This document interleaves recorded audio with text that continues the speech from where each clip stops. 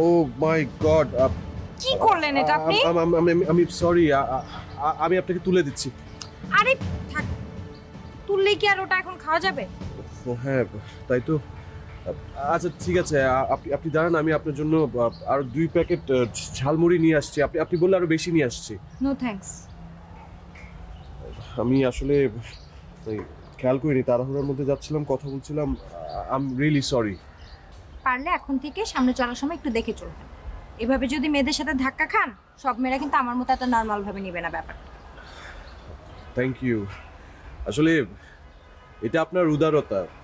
Thank you so much. নাম কি আপনার? আমি অর্ণব। আমি নাদিয়া। কি করেন আপনি? আহ, সেটা তো বলা যাবে না। কেন বলা যাবে না কেন? না মানে বলার মতো তেমন কিছু করি না বলেই বলছিলাম যে বলা যাবে না। আপনাকে দেখে অবশ্য আমার এমনটা মনে হচ্ছে। জি, তাহলে কি মনে হচ্ছে? কি মনে হচ্ছে সেটা আপনাকে আমি কেন বলবো? আপনি যখন কি করেন সেটা আমাকে বলতে চাইছেন না, তাহলে আমার কি মনে হচ্ছে সেটা আপনাকে বলাটা ঠিক হবে।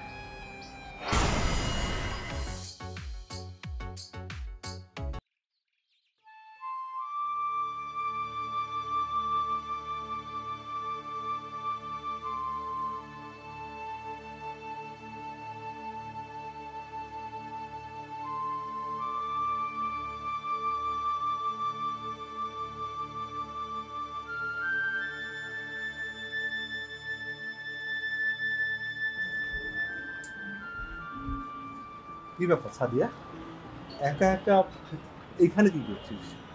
ওষুধগুলো খেয়েছিস? খেয়েছি ভাইয়া। আর যেই করিস ওষুধগুলো জাস্ট টাইমে খাস।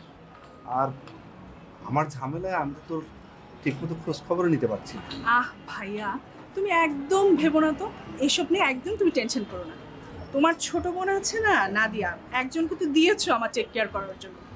ও মাঝে মধ্যে এমন খবরদারি করে ভাইয়া, মনে হয় ও আমার ছোট না, আমি বরং ওর ছোট। শোন, নাদিয়া আমাদের সাথে এসছে বলেই তো আমি একটু নিশ্চিন্তে আছি। জানো ভাইয়া, ও একদম না আমাদের মায়ের মতো হয়েছে। একদম ঠিক বলেছিস, ওর চেহারাটা একদম আমাদের মায়ের মতো। ও হয়েছে ওর আমাদের মায়ের মতো, একদম পাক্কা গিন্নি। শোন, মেয়েদের চেহারা যদি মায়ের মতো হয় তাহলে মেয়েরা খুব ভাগ্যবতী হয়। ভাইয়া, আমাদের নাদিয়াও খুব ভাগ্যবতী হবে, দেখবে ও খুব সুখী হবে। শোন, আমি চাই আমার 2 বোন সবসময় ভাগ্যবতী হোক, সবসময় আমি এই প্রার্থনা করি। আচ্ছা, ওই নাদিয়া কোথায় গেল? এই যে এখানে আশেপাশে আছে, এতক্ষণ তো এখানেই ছিল, আশেপাশে কোথাও আছে। আচ্ছা ঠিক আছে, দেখি একটু